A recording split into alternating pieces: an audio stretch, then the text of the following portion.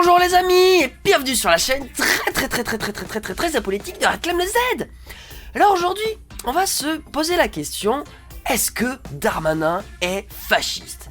Alors, je prétends pas pouvoir donner une réponse, mais je vous propose tout de même que nous intéressions dans un premier temps à ses méthodes, notamment en regardant ce qui s'est passé récemment dans l'actualité, et puis ensuite ses proximités idéologiques, et je pense que ça devrait vous permettre de pouvoir vous faire une petite opinion sur le sujet. Bref, on perd pas de temps, générique, top, c'est parti!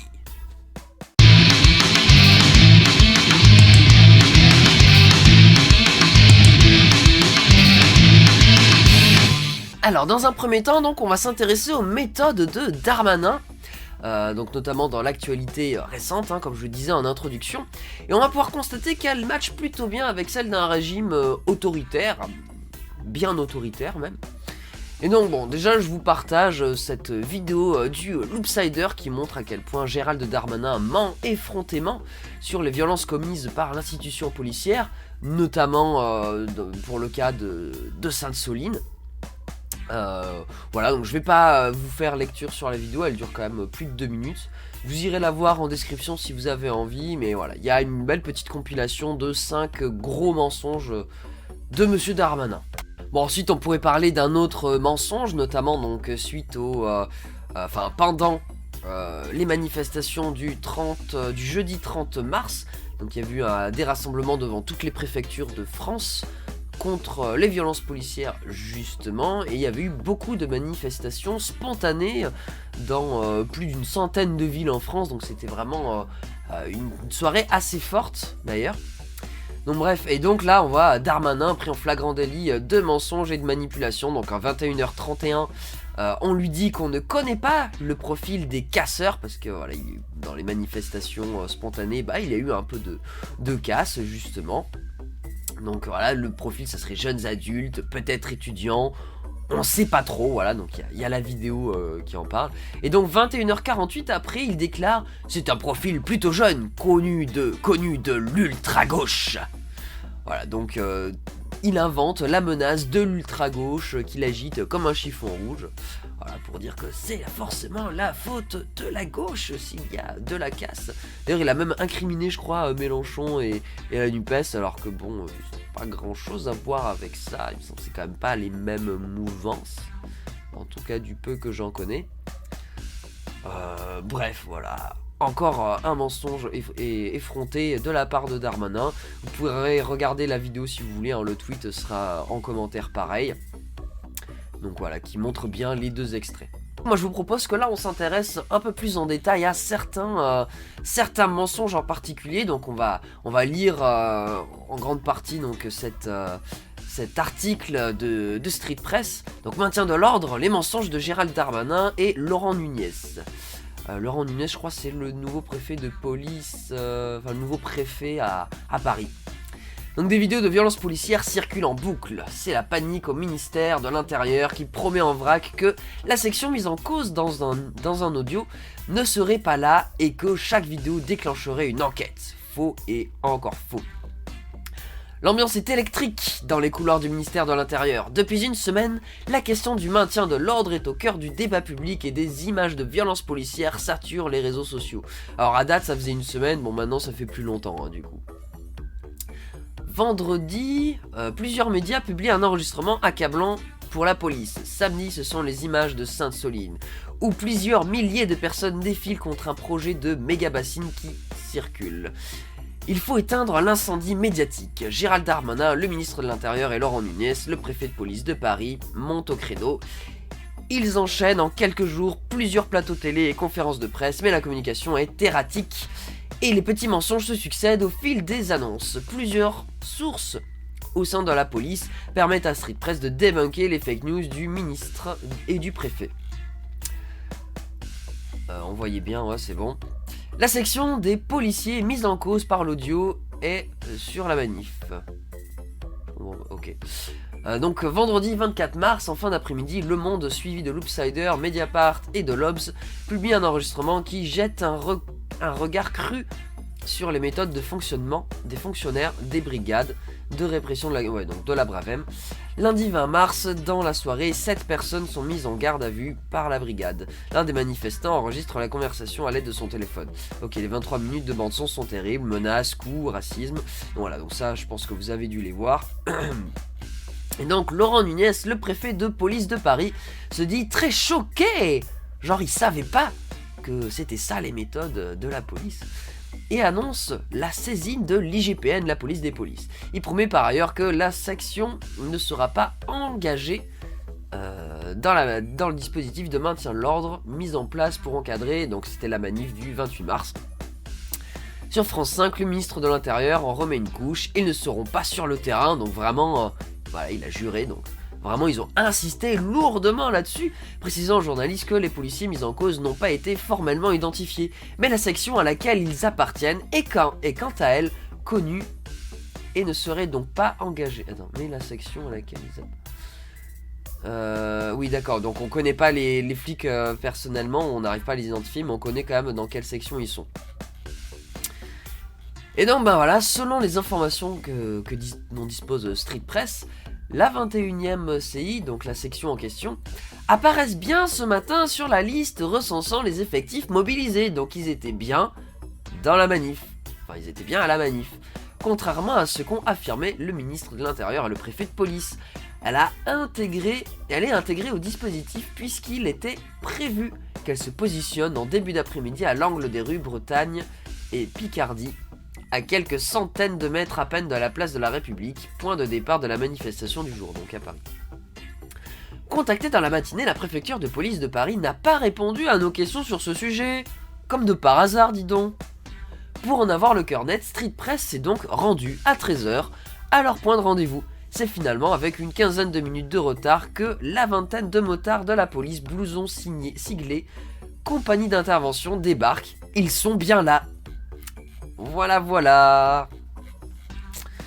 Pas de signalement automatique des violences filmées, évidemment. Les fonctionnaires qui commettent les violences seront suspendus ou au moins sanctionnés, promet toujours sur le plateau de France 5 le ministre de l'Intérieur, donc Darmanin.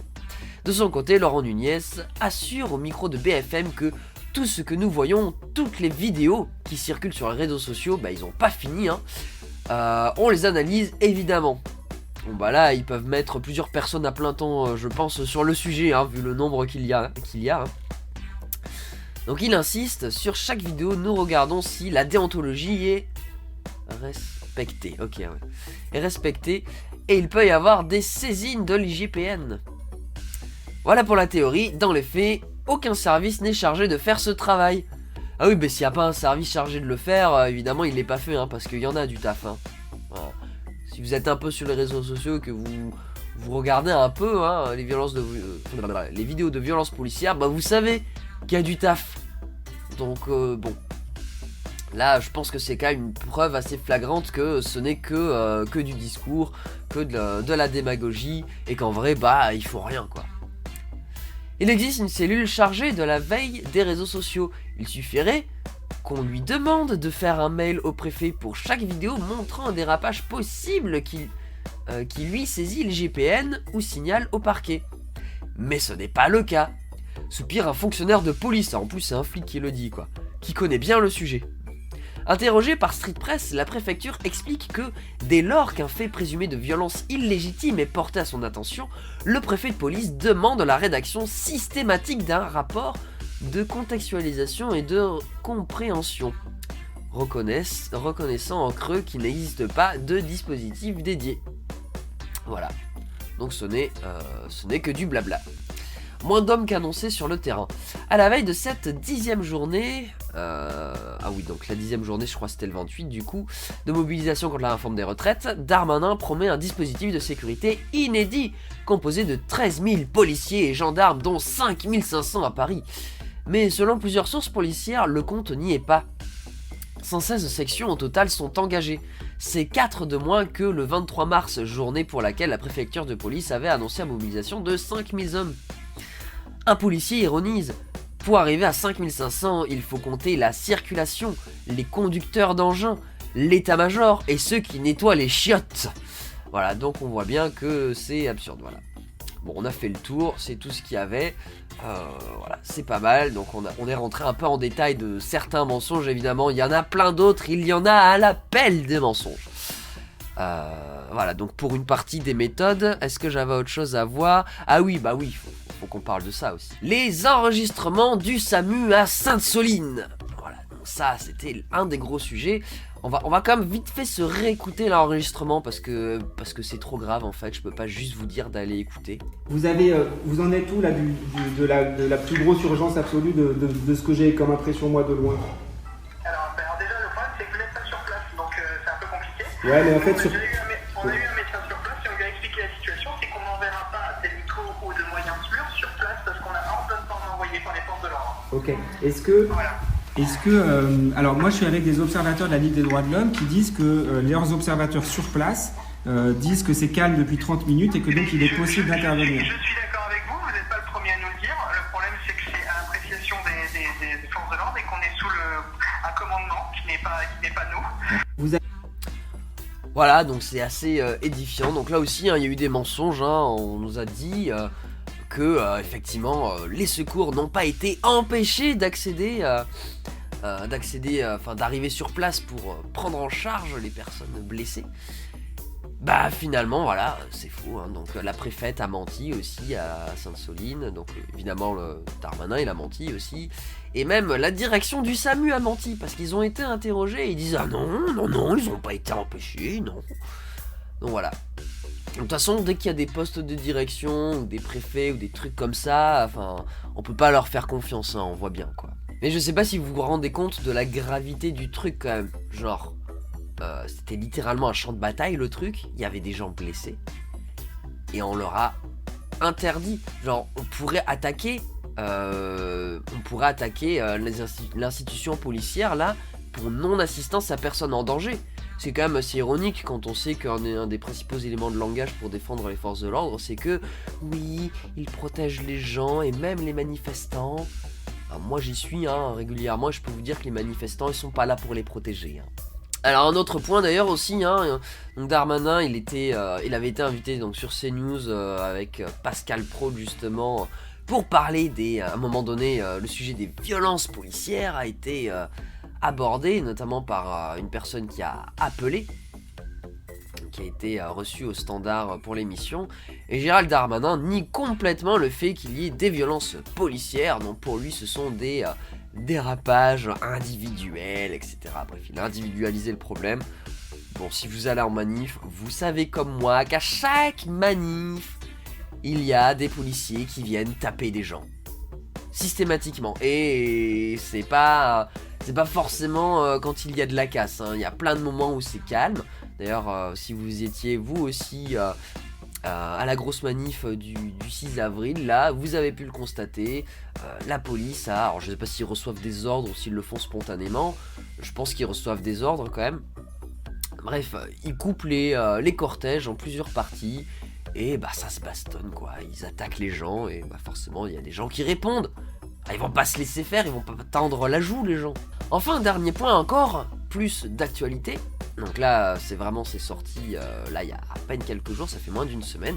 Donc la Ligue des droits de l'homme, donc menacée par Darmanin, donc un adversaire disqualifié. Donc clairement Darmanin en gros ce qu'il a fait c'est qu'il a dit oui je ne sais pas c'est quoi les financements qui sont donnés par l'État à la Ligue des droits de l'homme, mais faut peut-être réviser ça, genre clairement il menace de leur couper les financements quoi. Donc très clairement c'est une tentative de cancel la Ligue des droits de l'homme. Donc pour un petit historique, donc c'est rappelé dans cet article qui sera en description. Je vais pas vous le relire parce que la vidéo commence déjà à être assez longue, il y en a encore d'autres trucs à voir. Mais en gros la Ligue des droits de l'homme ça fait à peu près 120 ans qu'elle existe. Donc ça fait plus de 120 ans même. Elle avait été créée à l'époque de l'affaire Dreyfus justement. Et à un moment où elle a été littéralement cancel, c'était sous le gouvernement de Vichy. Voilà, donc clairement Darmanin là, il est en train de dire je vais vous faire une Vichy les gars. Voilà, donc déjà ça annonce un peu la couleur. Donc là on voit clairement quand un organisme, et qui plus est un organisme qui est qui est quand même assez gros, assez connu, qui bénéficie quand même d'un certain statut d'autorité, dès qu'il n'est pas d'accord avec le gouvernement et notamment le ministère de l'Intérieur, il est menacé d'être cancel. Voilà. Donc là, on est quand même clairement dans une méthode, en tout cas au moins d'État autoritaire, qui pourrait donc de facto être appliquée évidemment dans un État fasciste. Bon, je dis pas qu'on est dans un État fasciste, je pense que c'est pas le cas. Après, le ministre de l'Intérieur, bon, lui, c'est pas juste l'État, il est quand même, j'ai quand même l'impression qu'il est plus à droite que Macron en lui-même. Après, bon, Macron, il est compatible avec ça, il laisse faire. Mais voilà. En tout cas, la question mérite d'être posée. Mais là encore, on a vu que les méthodes. On va s'attarder maintenant sur les proximités idéologiques de Darmanin. Et vous allez voir, là aussi, il y a des choses à dire. Et donc pour commencer à aborder le sujet, pour bien le dégrossir, je vous propose qu'on lise un autre article, donc cette fois c'est du Mediapart.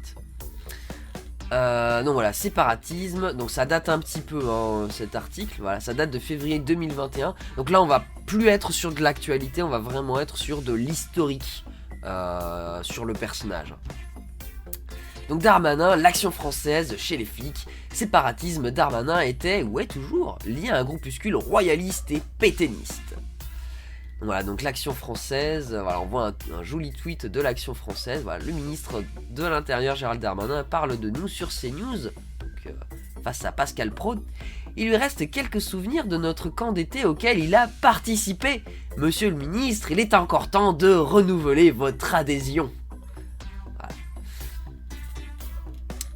Alors, donc on va commencer la lecture. Donc alors que le régime en place est en train d'imposer une batterie de mesures liberticides et racistes au nom de la lutte contre le séparatisme, ah oui donc c'était les lois séparatisme, rappelons le pédigré du ministre de l'Intérieur.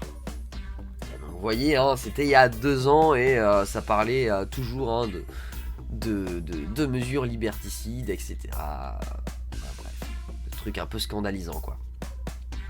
Gérald Darmanin est un ancien proche du groupuscule d'extrême droite royaliste, l'Action française. En 2008, il écrit plusieurs articles pour le mensuel La Restauration Nationale, revue liée à l'Action française. Il aurait aussi, selon l'organisation, participé à un camp d'été royaliste. Pour rappel, l'Action française est un très ancien groupe d'extrême droite antisémite partisan du nationalisme intégral, c'est-à-dire racial, pétainiste et souhaitant restaurer la monarchie. Ces militants ont notamment déployé récemment une banderole « Décapitons la République ». Et moi je trouve ça quand même assez rigolo que ça soit quand même donc Gérald Darmanin, un gars qui avant d'être avec Macron était dans un parti qui s'appelle les Républicains. Voilà. Les Républicains qui ont une proximité avec, dont certains ont des proximités avec les monarchistes. Moi, je trouve ça un peu, voilà, on voit bien que c'est peut-être des Républicains pas si républicains que ça des fois chez LR. Bon bref, là on parle de Darmanin en particulier. Selon le Canard enchaîné, le jeune Darmanin, lorsqu'il a commencé sa carrière politique, a adopté une position catholique traditionnaliste, tendance intégriste, à la droite extrême de la droite. Lors de la manif pour tous, il appelle à soutenir les manifestations contre l'égalité des droits. Il va déclarer la même année qu'il refuse de marier des couples homosexuels en tant que maire de Tourcoing. C'est quand même un représentant de la loi pourtant, qui dit clairement qu'il ne respectera pas la loi. Et ce gars-là est devenu ministre de l'Intérieur en plus. Voilà, je trouve ça craint un petit peu quand même. Bon, il continuera, même après l'adoption de la loi, à réclamer sa suppression. Plus tôt, Darmanin était le bras droit du politicien Christian Van Est, député du Nord, alors député LR d'ailleurs, il faut le préciser, donc député chez les Républicains aussi. Et lui-même ancien responsable des jeunes d'Action française à Lille. Tiens, encore un gars qui est chez les Républicains, qui a été... peut-être et encore, on sait pas, peut-être qu'il a changé d'avis, ça c'est possible, les gens changent après, mais qui a été monarchiste. Voilà, donc les proximités entre les républicains, les monarchistes, voilà, les républicains pas si républicains que ça finalement, très très autoritaires. Je pense que parfois certains même sont limite plus à droite que certains qui sont au RN. Je pense que certains certains qui sont au RN sont plus républicains que certains qui sont à LR quand même. Hein. Bon, c'est quand même, voilà. Bref, on va continuer. Darmanin était le directeur de campagne de Christian Van Est pour les élections législatives de 2007 et les élections municipales de 2008. Le député Van Est a été mis en cause suite à de nombreux propos homophobes, affichant sa volonté de rééduquer les personnes homosexuelles, décrivant l'homosexualité comme inférieure et une menace pour l'humanité, et tenant des propos négationnistes. Ah ouais, le level.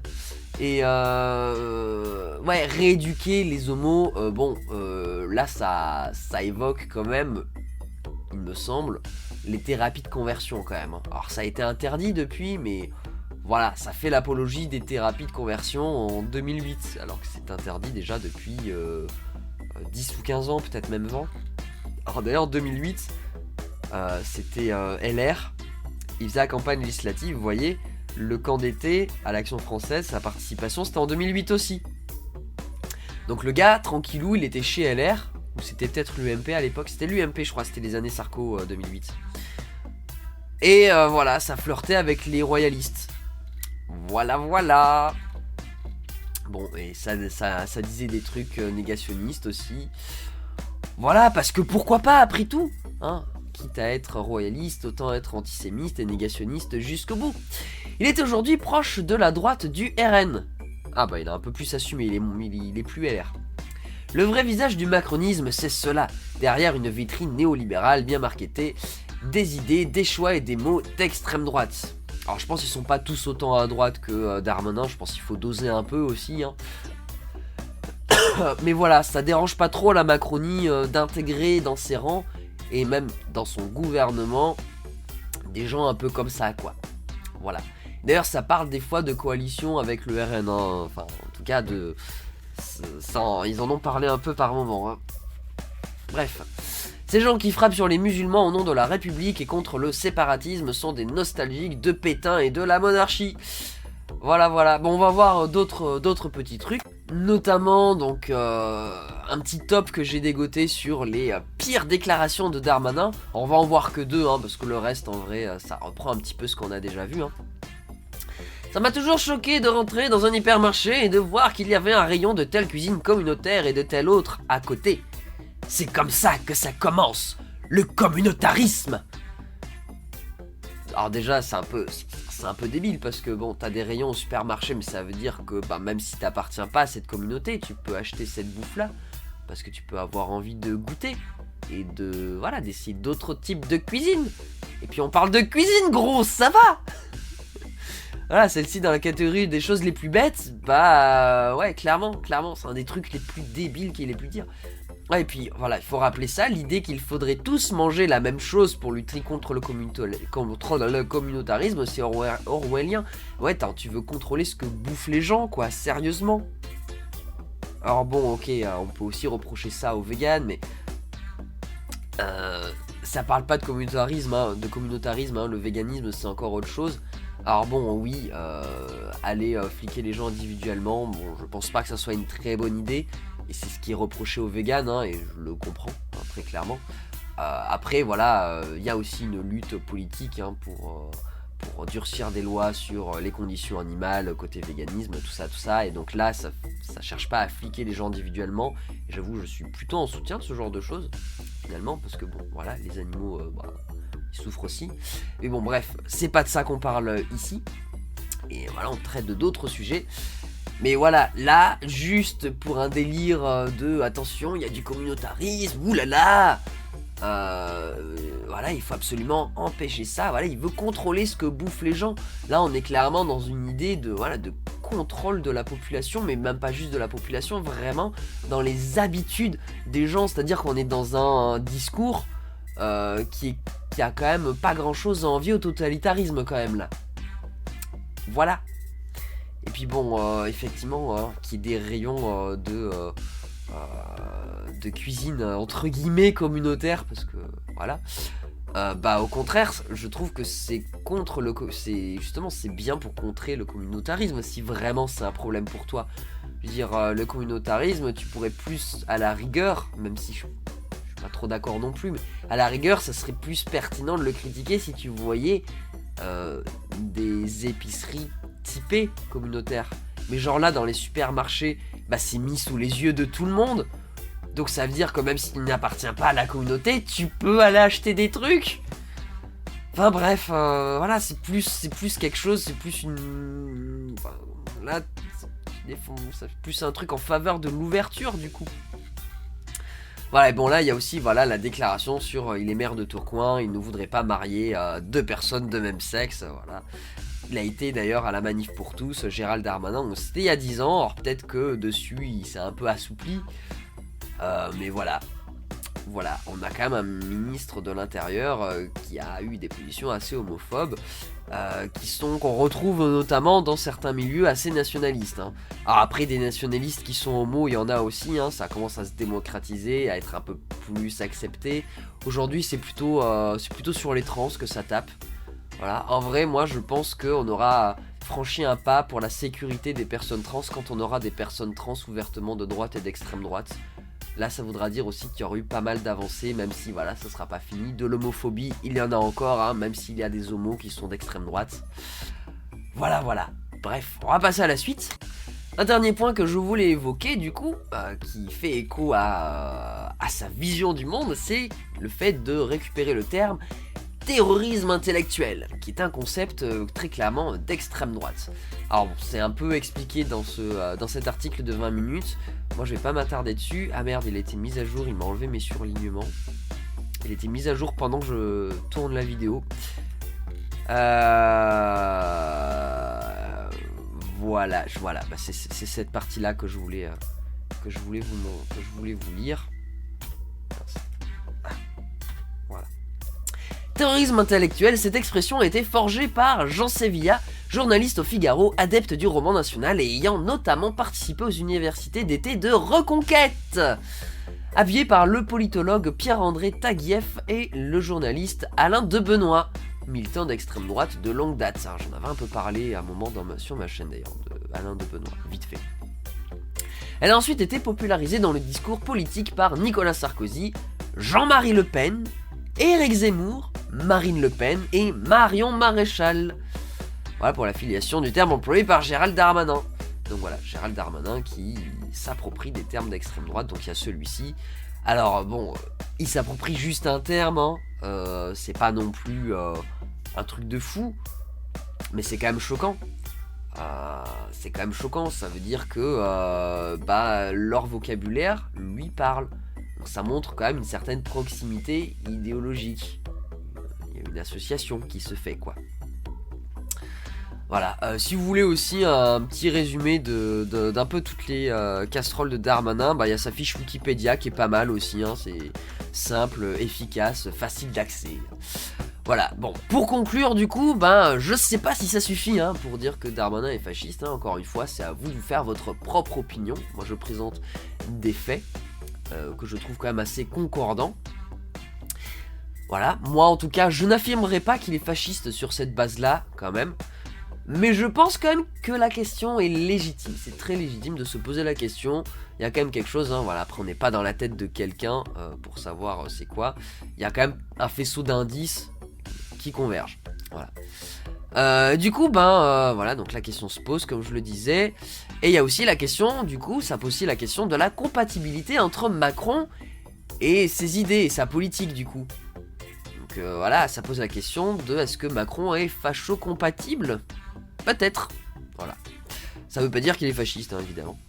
Donc si les mouvements de grève et de blocage venaient à porter leurs fruits et qu'une autre mobilisation plus musclée survenait, il serait légitime de se demander si le gouvernement ne serait pas prêt à s'allier avec des mouvances encore plus à droite de LR. Voilà, ça s'est déjà vu hein, quand il y a eu des importants soulèvements, notamment donc il y a une centaine d'années, donc en Italie par exemple, où il y avait eu des importants soulèvements de population et évidemment la gauche était avec aussi pour défendre des droits et la police était dépassée à l'époque et face au dépassement de la police, le gouvernement avait commencé à rémunérer des milices fascistes pour faire le ménage et tuer des responsables syndicaux, etc. etc. Alors j'espère qu'on n'en arrivera pas là, mais s'ils ont trop peur, à un moment donné, bah, ils préféreront s'allier avec ces gens-là plutôt que de céder des droits, que de nous céder des droits. Donc voilà, faut se souvenir historiquement que nos droits, on les a pas juste gentiment demandés, ils nous ont pas juste été accordés comme ça, parce qu'on a gentiment demandé. Les droits, ça s'arrache, ça se prend, voilà. Et en fait, je me rends compte que, voilà, bref, c'est tout ce que j'avais à vous dire. Je pense qu'on a fait un bon petit tour d'horizon de la question. Si cette vidéo vous a plu, que vous l'avez trouvée instructive, n'hésitez pas à la liker, la commenter, la partager. N'hésitez pas également à vous abonner et à mettre la cloche pour suivre mes vidéos. Alors ici on fait pas que de la revue neutre et apolitique, la revue de presse. On fait aussi du let's play très chill, donc n'hésitez pas aussi à regarder, à regarder ou à écouter plutôt en faisant autre chose, parce que voilà, c'est pas non plus ouf à regarder, juste regarder. Moi, en général, ça m'arrive de consommer du let's play, je le fais en jouant moi-même à autre chose. Bref, il y a les shorts aussi, tout ça. Voilà, c'était un petit tour. Je voulais rappeler un petit peu ce qui se faisait sur la chaîne. Sur ce, des bisous sur vous et des câlins si consentis. Ciao, bye bye, à la prochaine!